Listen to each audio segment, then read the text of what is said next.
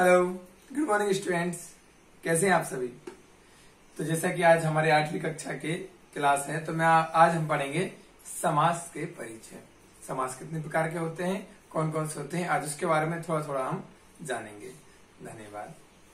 तो दोस्तों, सबसे पहले हम जानेंगे समास प्रकरण। तो समास प्रकरण के अंतर्गत हम जानेंगे जो इसकी व्युत्पत्ति जो हुई है वो किन किन शब्दों के योग के मिलने से हुई है। तो समास शब्द का जो जन्म हुआ है उसमें सम उपसर्ग, अस धातु और धय प्रत्यय ये तीनों शामिल है। गौर कीजिएगा फ्रेंड्स, सम उपसर्ग अस धातु यहाँ पर क्या होगा, फेंकने के अर्थ में होगा, होने के संबंध में नहीं होगा, फेंकने के अर्थ में होगा।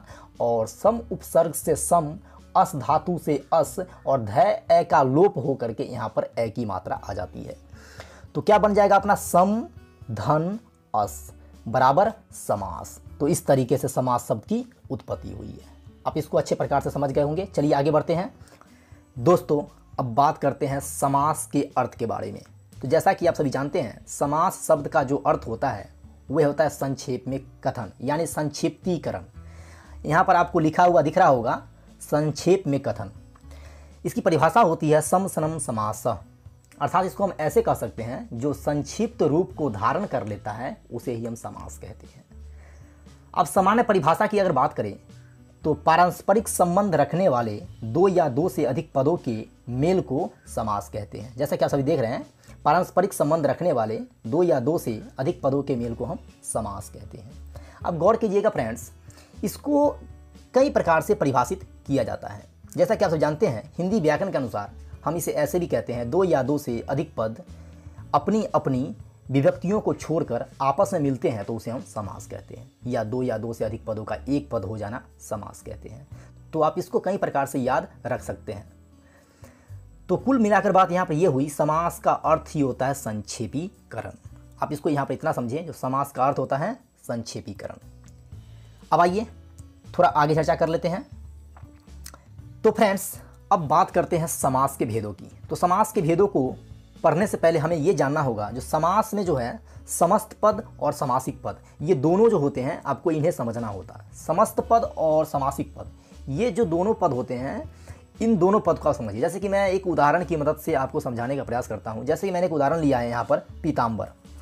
पीताम्बर में दो शब्द हैं, एक तो हो गया पित्त और एक तो हो गया अंबर, यानी कि दो शब्दों के योग से इस पीताम्बर शब्द का निर्माण हुआ है। पित्त जो है इसमें ये पूर्व पद है और अंबर जो है इसमें उत्तर पद है।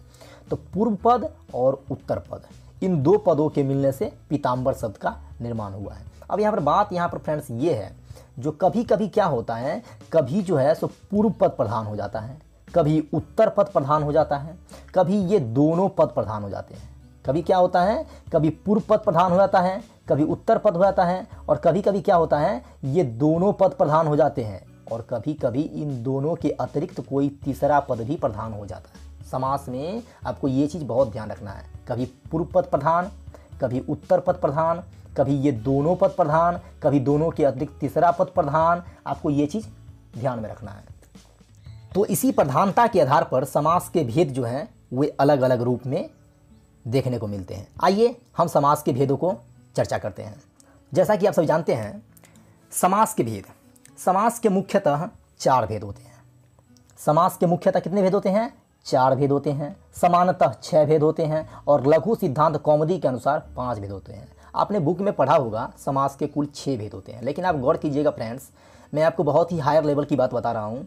समास के भेद में आपको ध्यान रखना है, जो मुख्यतः समास के कितने भेद होते हैं, तो समास के 4 भेद होते हैं। यहाँ पर क्वेश्चन पूछ लिए जाते हैं, अक्सर एग्जाम में क्वेश्चन आ जाते हैं, जो समास के मुख्यतः कितने भेद होते हैं, तो आप जो है आंख बंद करके लगा देते हैं 6, लेकिन ये गलत है। ये गलत है। क्यों गलत है? क्योंकि यहाँ पर क्या पूछा जा रहा है आपसे, यहाँ पूछा जा रहा है आपसे जो समास के मुख्यतः कितने भेद होते हैं। तो आपको यहाँ पर गौर करना है फ्रेंड्स, समास के जो मुख्यतः होते हैं वे 4 ही भेद होते हैं, और समास के जो हैं समानतः कितने भेद होते हैं, तो समानतः 6 भेद होते हैं समास के। आप इस चीज़ को अच्छे प्रकार समझिएगा। और लघु सिद्धांत कौमुदी के अनुसार समास के कुल कितने भेद होते हैं, तो 5 भेद होते हैं। आप इसको अच्छे प्रकार समझिएगा। अक्सर इससे एग्जाम में क्वेश्चन आता है, जो समास के मुख्यतः कितने भेद होते हैं, समानतः कितने भेद होते हैं, और लघु सिद्धांत कौमुदी के अनुसार समास के कुल कितने भेद होते हैं। तो आप इस बात को अच्छे प्रकार समझ गए होंगे। चलिए अब आगे बढ़ते हैं। कभी कभी क्या होता है, कभी कभी पूर्व पद प्रधान हो जाता है समास में। क्या होता है, कभी कभी पूर्व पद प्रधान हो जाता है, कभी उत्तर पद प्रधान हो जाता है, कभी दोनों ही पद प्रधान हो जाते हैं, और कभी कभी दोनों पद की प्रधानता न होकर के कोई अन्य पद प्रधान होते हैं, यानी कि तीसरा पद प्रधान हो जाता है, जो मैं अभी आपको पीछे जस्ट बताया हूँ। तो कभी क्या होता है, पूर्व पद प्रधान, कभी उत्तर पद प्रधान, कभी कभी दोनों पद प्रधान हो जाते हैं, और कभी कभी जो है सो कभी दोनों पद प्रधान न होकर के कोई तीसरा पद प्रधान हो जाता है, जो मैं अभी पीछे के स्लाइड में बता चुका हूँ आपको। अब चलिए, कहता है इसी प्रधानता के आधार पर समास के भेद अलग अलग रूप में हैं। तो जैसा कि आप सब जानते हैं फ्रेंड्स, मुख्यतः समास के 4 भेद होते हैं। अब वो कौन कौन से हैं? तो पहला हो गया आपका अव्ययीभाव समास, दूसरा हो गया तत्पुरुष समास, तीसरा हो गया द्वंद्व समास, चौथा हो गया बहुव्रीहि समास। गौर कीजिएगा फ्रेंड्स, अव्ययीभाव समास में पूर्व पद प्रधान होता है, यहाँ पर क्या होगा, पहला पद प्रधान होगा। तत्पुरुष समास में क्या होगा, उत्तर पद प्रधान होगा, और द्वंद्व समास में क्या होगा, उभय पद प्रधान। उभय पद का अर्थ होता है दोनों पद, इसमें क्या होगा, दोनों पद प्रधान होंगे। और लास्ट होता है बहुव्रीहि समास, जिसमें अन्य पद प्रधान होगा, यानी कि जो है न पहला पद प्रधान न दूसरा पद प्रधान, कोई तीसरा पद प्रधान होगा, यानी कि इसके अतिरिक्त कोई पद होगा वो प्रधान होगा। तो आई होप कि आप इस समास के भेद को अच्छे प्रकार से समझ गए होंगे।